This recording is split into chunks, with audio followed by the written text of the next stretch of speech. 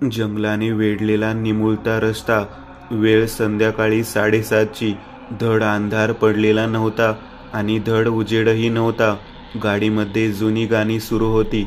विकास आणि राजन दोघेही एका प्रोडक्शन हाऊसमध्ये कामाला होती. एका नवीन चित्रपटाच्या लोकेशनसाठी ते आज विकासच्या गावाकडे चालले होते. राजनने स्वतः ही कथा लिहिलेली, त्यामुळे विकासबरोबर तोही तिथे चालला होता. कारण त्याच्या इमॅजिनेशनमध्ये असलेल्या जागा त्याला चित्रपटाच्या चित्रीकरणासाठी हव्या होत्या. काय योगायोग आहे ना, पिक्चरची थीम आणि तुझ्या गावाचा इतिहास सगळे अगदी जुळून आलेलं आहे. राजन म्हणाला. हो ना, मलाही विश्वास बसला नाही सुरुवातीला, पण मला सांग, या कथेची कन्सेप्ट तुझ्या डोक्यात आली कशी? विकासने विचारलं. अरे, कन्सेप्ट माझी नाही. ब्रिटिश काळात माझे आजोबा कलेक्टर कचेरीत होते. त्यांची बदली याच गावात झालेली आणि त्यांनी इथले अनुभव एका डायरीमध्ये लिहिले होते. योगायोगाने ती डायरी मला आत्ता सापडली. जवळजवळ 70-75 वर्षानंतरही ती डायरी अगदी व्यवस्थित होती.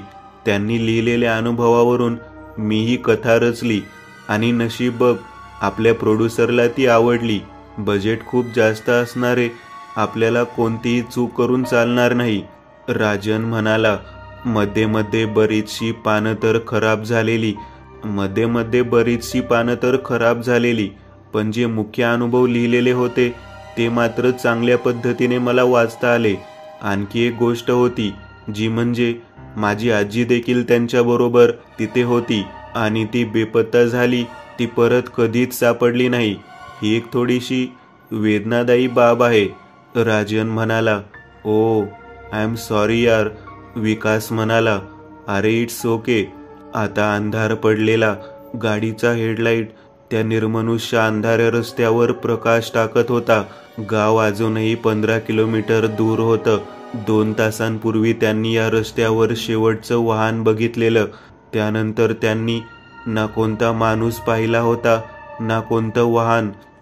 खूपच रहस्यमयी जागा वाटत आहे. दोन्ही बाजूने एवढे घनदाट जंगल. इथलं वातावरणही जरा वेगळंच वाटतंय. म्हणजे असं वातावरण महाराष्ट्रातल्या कुठल्या भागात असेल असं मला वाटत नाही. तूच बघ ना, ही अशी मोठमोठाली झाडं, हा गारवा आणि रात्रीच्या यावेळी पडलेलं हलकं हलकं धुकं. खरंच खूप सुंदर आणि तितकंच भयावह. आपल्याला खरंच याच गावात शूटिंग करता आलं ना, तर पिक्चरला एखाद्या हॉलिवूड मूवीसारखाच टच मिळेल. राजन म्हणाला. हो, विकास म्हणाला. आता पुढे एक वळण होतं. त्याने वळणावर गाडी थोडीशी स्लो केली. गाडी त्या वळणावरून व्यवस्थित पुढे आली आणि समोर अचानक रस्त्याच्या कडेला कोणीतरी अंधारात उभे असल्याचे त्यांना दिसलं. एक माणूस, उंची साधारण, अंगावर काळ्या रंगाचा कोट, जुन्या काळात घालतात तसे गुडघ्यापर्यंतचे चामडी बूट. हेडलाईटच्या प्रकाशात त्याचे बूट आणि त्याचा कोट दिसला, पण त्याचा चेहरा नीट दिसला नाही. आणि अचानक हेडलाईटला काय झालं कोणास ठाऊक.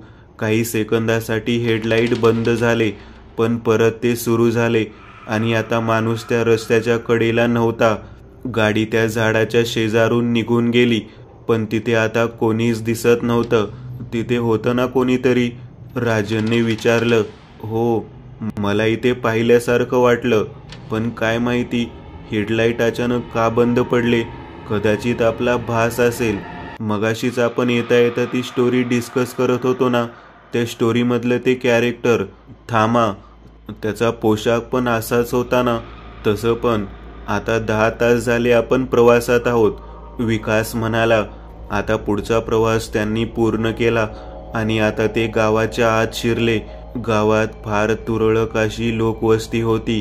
जेमतेम 12 ते 15 घर दिसत होती. पण विकासचं घर हे गावापासून, त्या लोकवस्तीपासून थोडं आणखी पुढे होतं. गावातल्या निमुळत्या रस्त्याने वाट काढत आता ते तिथून काही अंतर बाहेर आले आणि लगेचच दूरवर एक वाडा दिसायला लागला. वाव यार, तुझा वाडा तर खतरनाक आहे रे.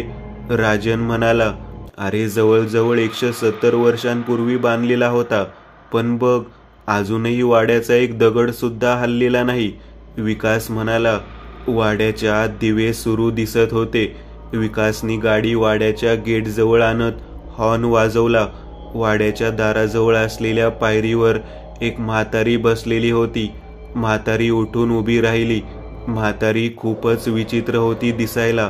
पूर्ण पिकलेले केस, अंगावर काळी शाल पांघरलेली, कमरेत वाकलेली, हातात एक काठी, ज्या काठीला खाली लोखंडाचं आवरण होतं. हळूहळू चालत ती गेटजवळ आली आणि तिने गेट उघडलं. राजनला जरा विचित्र वाटलं. विकासनी गाडी गेटमधून आत घेतली आणि ते दोघे उतरले. आ घर बंद करून म्हातारी त्याच्या दिशेला येत असं काहीतरी म्हणत होती. काय म्हणतेस, बरी आहेस का? विकास म्हणाला. आ हाताने इशारा करत आणि तोंडाने फक्त एवढा एकच अक्षर बोलत ती उत्तर देत होती. म्हणजे ती मुकी होती हे तर राजनला समजलं. आता त्याने गाडीची डिक्की उघडली. त्यामध्ये असलेल्या बॅगा त्या दोघांनी बाहेर काढल्या आणि आता गाडीची डिक्की बंद करून ते वाड्याच्या दरवाजाच्या दिशेने चालू लागले. वाड्याला चारही बाजूने संरक्षक भिंत होती, 4-4 फूट उंचीची, आणि त्याच्यावर काटेरी तारा होत्या. वाड्याच्या बाजूलाच काही अंतरावर एक लाईटचा ट्रान्सफॉर्मर होता आणि त्याच्या भोवती तारेचं फ्रेंच कुंपण होतं. वाड्याच्या अंगणामध्ये चारही बाजूला एक लाईटचा खांब होता. यातील हॅलोजन दिवे त्या पूर्ण अंगणाला प्रकाशित करत होते. म्हातारी आता परत एकदा त्याच पायरीवर येऊन बसली आणि हे दोघेही आता इमारतीच्या दारापर्यंत आले. 10 वाजले आणि दुसऱ्याच क्षणाला दार उघडलं गेलं. समोर एक म्हातारा उभा होता. त्याच्या कपड्यांवरून वाटत होतं की तो या घराचा नौकर असावा. कसा आहेस विकास? एखाद्या स्त्रीसारखा पातळ असा आवाज. त्याचा तो आवाज ऐकूनच अंगावर शिशारी यावी तसं झालं. मी ठीक आहे, तुम्ही कसे आहात? विकासने विचारलं. आमचं काय, मालकांची कृपा, नोकर म्हणाला. आणि तितक्या त्या भल्या मोठ्या हॉलमधून वर जाणाऱ्या जिन्याने एक वृद्ध राजबिंडा व्यक्ती पायऱ्या उतरून खाली येताना दिसत होता. अंगावर एक पांढरा कुर्ता, हातात गळ्यात सोन्याचे दागिने आणि हातात एक दारूचा ग्लास, 6 फूट उंची, मजबूत शरीरयष्टी, रुबाबदार मिशा आणि घारे डोळे. वेलकम माय सन, जिन्याने खाली येतो म्हणाला. कसे आहात बाबा? मला काय झालंय, मस्त चाललंय सगळं. तू सांग, किती दिवसांसाठी आला आहेस? यावेळी तरी राहशील ना 15-20 दिवस तरी? एवढं नाही, पण 5 दिवस तरी आहे. आम्ही लोकेशन बघायला आलोय. बाय द वे, हा माझा मित्र राजन, माझ्याच प्रोडक्शन हाऊसमध्ये कामाला आहे. नमस्कार, राजन म्हणाला. चला, जेवण करता करता व्यवस्थित गप्पा मारू. बाबू, पान वाढ. रावसाहेबांनी बाबूला आवाज दिला. आता सगळे डायनिंग टेबलवर बसले होते आणि जेवण सुरू होतं. मग कसली फिल्म करणार आहात? त्यांनी विचारलं. हॉरर फिल्म आहे, नरपिशाचे या विषयावर. त्यासाठी आम्ही इथं आलो आहोत. खरंच आहे का असं काही, की फक्त दंतकथा आहे? राजन म्हणाला. हे बघ, माझा तर या गोष्टीवर विश्वास नाही, पण वर्षानुवर्ष ऐकत आलोय त्या गोष्टी मी तुला सांगेन. तब्बल 300 वर्षांपूर्वीपासून या दंतकथा प्रचलित झाल्या. ब्रिटिश नुकतेच भारतात हातपाय पसरू लागले होते. त्यांना त्यांच्या वातावरणाशी मिळतं जुळतं वातावरण इथे मिळालं. इथलं वातावरण का कोणास ठाऊक, पण कायमचं थंड असतं. पावसाळ्यात जर तुम्ही इथे आलात तर तुम्हाला असं वाटेल जणू तुम्ही परदेशातल्या कुठल्या तरी दुर्गम अशा जंगलात आहात. इथेही तसंच वातावरण त्यांना मिळालं आणि ते इथे यायला लागले.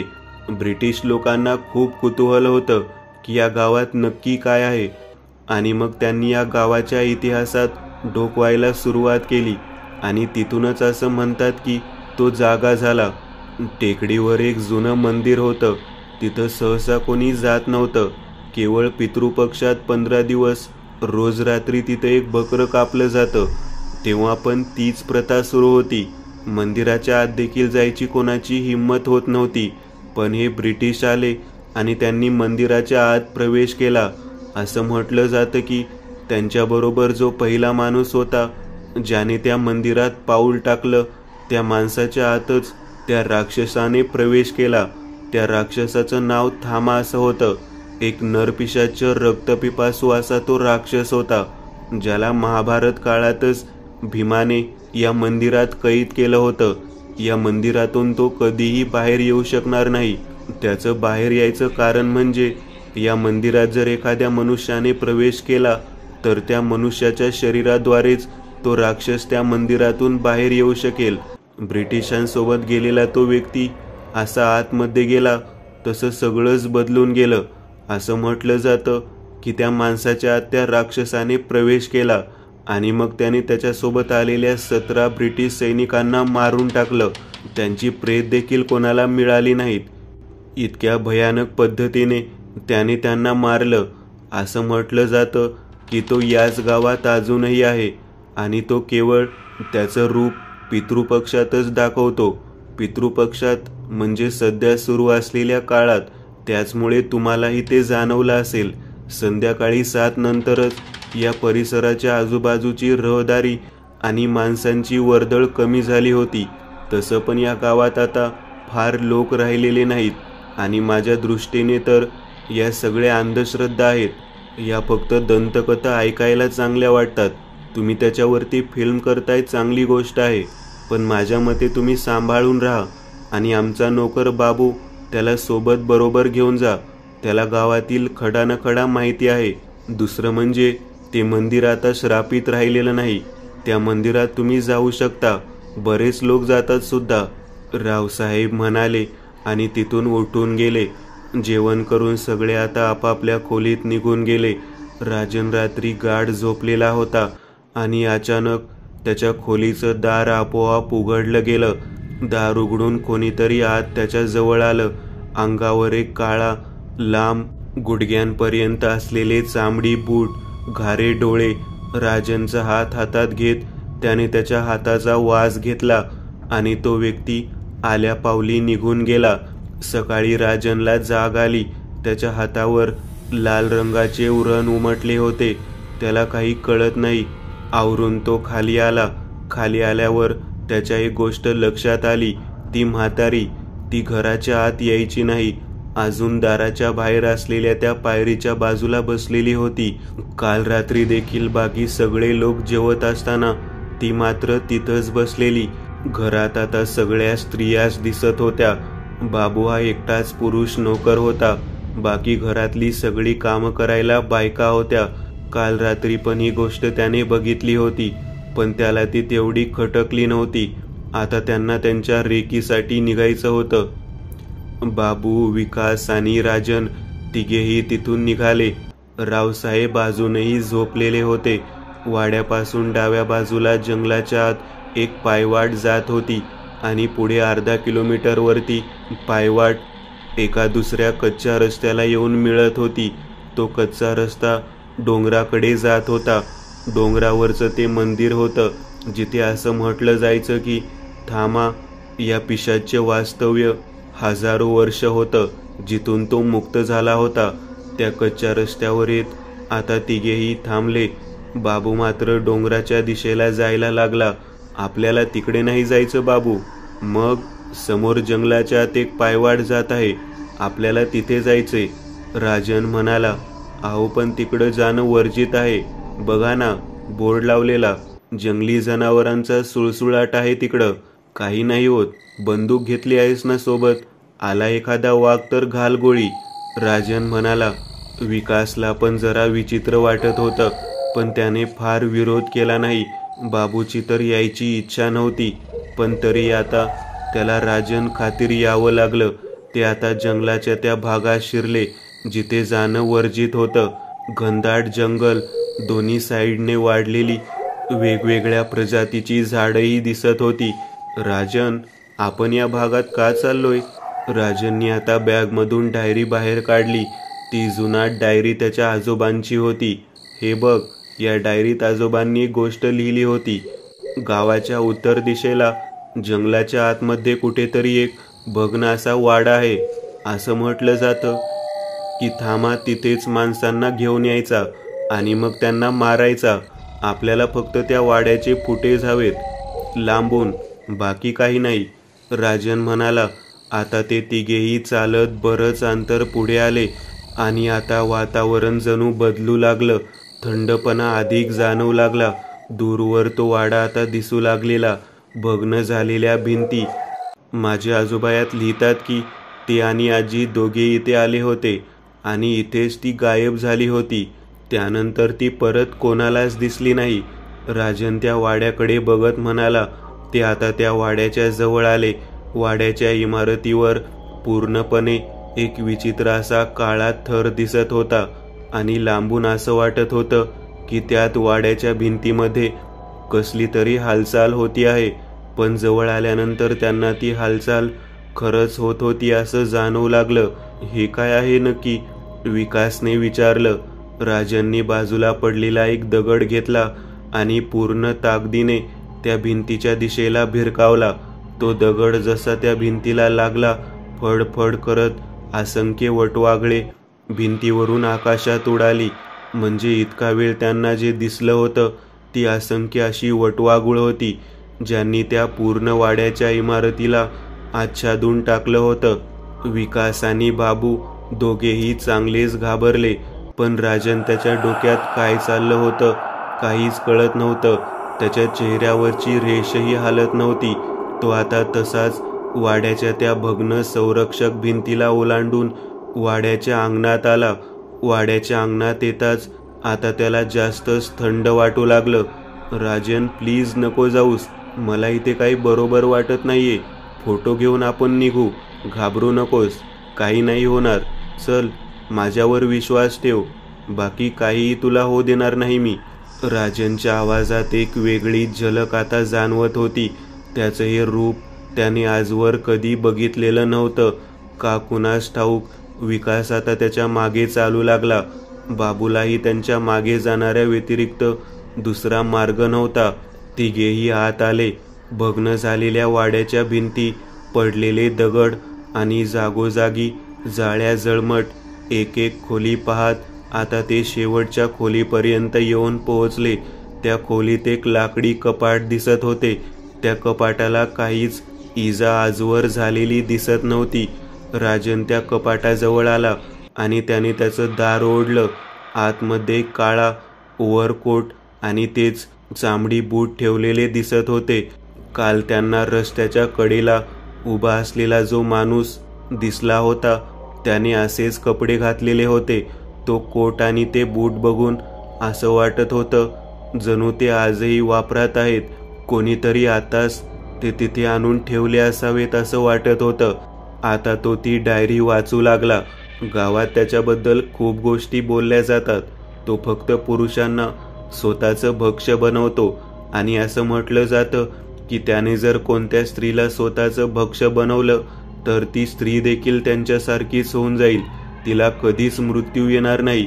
आणि ज्या स्त्रीला त्याने स्वतःचं भक्ष्य बनवलं असेल ती स्त्री या गावची वेस ओलांडून जाऊ शकणार नाही. जोवर ती मरत नाही तोपर्यंत तिलाही मुक्ती मिळणार नाही. डायरी वाचून त्याने परत एकदा बॅगमध्ये ठेवली. अचानक त्याची नजर दरवाजाकडे गेली. त्या भग्न झालेल्या दाराच्या चौकटीतून कोणीतरी त्यांना बघून माघारी पळत सुटलं. पैंजणाचा तो आवाज ऐकून असं वाटत होतं की ती कोणीतरी स्त्री होती. ते आता तिथून बाहेर आले, पण बाहेर देखील कोणीच नव्हतं. राजन, बास झालं. आता चल आपण इथून निघू, विकास म्हणाला. आता ते तिघेही परत एकदा माघारी फिरले आणि ज्या वाटेने ते गेले होते त्याच वाटेने ते परत एकदा त्या कच्च्या रस्त्यावर आले. आता तिथून ते परत विकासच्या वाड्याकडे आले. राजन खोलीत आला. समोर ठेवलेली ती डायरी त्याने परत एकदा उघडली.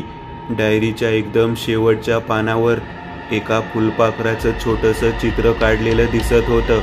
या चित्राचा अर्थ त्याला कधीच कळत नव्हता, कारण त्या डायरीची पानं तर खराब झालेली. जी काही पानं होती त्यातूनच त्यांनी ती स्क्रिप्ट लिहिलेली होती. त्या फुलपाखराच्या चित्राचं नक्की काय अर्थ होता? म्हणता म्हणता रात्र झाली. दोघेही मोठ्या डायनिंग टेबल शेजारी बसलेले. विकास सेट, डिझाईन, बॅकग्राऊंड, म्युझिकबद्दल बोलत होता. पण राजन शांत.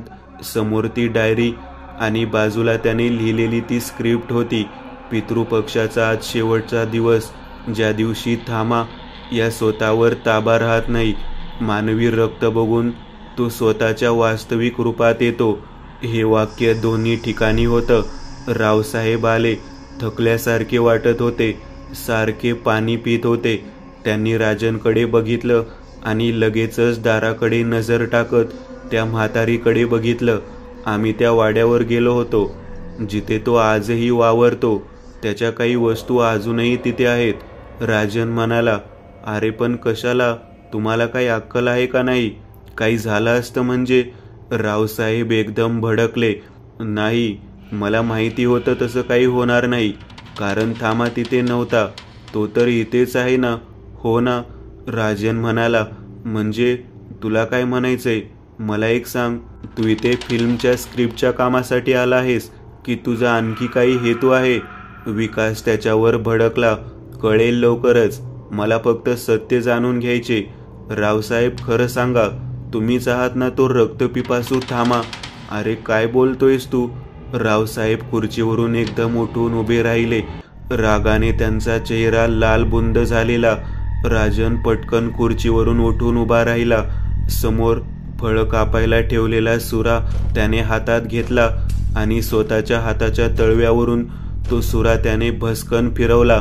त्याच्या हातातून रक्त जमिनीवर वाहू लागलं आणि आता ती रक्त पाहून रावसाहेबांच्या चेहऱ्याचा रंग बदलला, पण ते जागचे हलले नाहीत. इतक्यात राजनची नजर जमिनीवर पडलेल्या त्या रक्ताकडे गेली आणि त्याचे डोके सुन्न झाले, कारण घराचा नौकर बाबू एखाद्या जनावरासारखा ते रक्त चाटत होता. जमिनीवर सांडलेलं ते रक्त चाटून तो उभा राहिला. राजन 4 पावलं मागे गेला आणि आता तिथे एकच हलकल्लोळ माजला. पायरीवर बसलेली म्हातारी विकृतपणे विवळू लागली. आता बाबूचं रूप बदललं होतं. वृद्धत्वाचं एकही निशाण त्याच्या चेहऱ्यावर राहिलेलं नव्हतं. एका 25 ते 30 वर्षाच्या तरुणासारखा तो एकदम जवान दिसायला लागला. त्याचे सुईसारखे टोकदार दात काढत आता विकृतपणे हसू लागला आणि आता तो राजनच्या दिशेला झेपावला. राजनला जमिनीवर पाडून तो आता त्याच्या मानेचा लचका तोडणारच होता. विकासने स्वतःचे डोळेच बंद करून घेतले आणि तो जोरात ओरडला, पण अचानक तिथे शांतता पसरली. विकास ते डोळे उघडत राजनच्या दिशेला बघितलं आणि आता तो सुन्न झाला, कारण बाबू आता बाजूला पडलेला. बाबूचं पांढरं शरीर आता हळूहळू काळं पडायला लागलं होतं, कारण त्याच्या घशाच्या आरपार चांदीची एक टोकदार सुळा घुसलेली दिसत होती. राजनच्या हातात असलेल्या डायरीमध्ये त्यांनी ती चांदीची सुरा कित्येक वर्ष जपून ठेवलेली होती. ती सुळा त्याला त्याच्या आजोबांच्या काळापासून हस्तांतरित झालेली. त्याचं शरीर आता एखाद्या कोळशासारखं काळं पडलं. ती राख आता हवेत विरून जाऊ लागली. त्याच्या शरीराचा काही अवशेष तिथे शिल्लक नव्हता. फक्त 2 सोन्याचे टोकदार दात तिथे पडले होते आणि तितक्यात त्याने उठून उभे राहत पायरीकडे बघितलं. पायरीवरची ती म्हातारी चेहऱ्यावर एक स्मितहास्य करत आता निघून जाताना दिसत होती. पाठमोऱ्या तिच्या मानेवर फुलपाखराचं ते चित्र कोरलेलं दिसत होतं. ती अंधाऱ्या अंगणात दिसेनाशी झाली. राजनने ते दात उचलले. रावसाहेब घामाघूम झालेले. राजन उठून उभा राहिला. विकास, सगळं सांगतो. खूप प्रश्न आहेत तुझ्या मनात. मी कोणी रायटर नाही. तुझ्याच वडिलांनी मला हे काम दिलेलं. 6 महिन्यापूर्वी ते मला मुंबईला भेटले होते. बोलता बोलता त्यांनी या गावाचा उल्लेख केला आणि या गावाशी माझं असलेलं नातं मी त्यांना सांगितलं आणि त्या दिवसापासूनच आम्ही या रात्रीची वाट पाहत होतो. ताराबाहेर असलेली ती म्हातारी माझी आजी होती, जी कित्येक वर्षांपूर्वी बेपत्ता झालेली. बापू हाच थामा होता. हे तुझ्या वडिलांना 1 वर्षभरापूर्वी समजलं होतं. काम झालं आहे.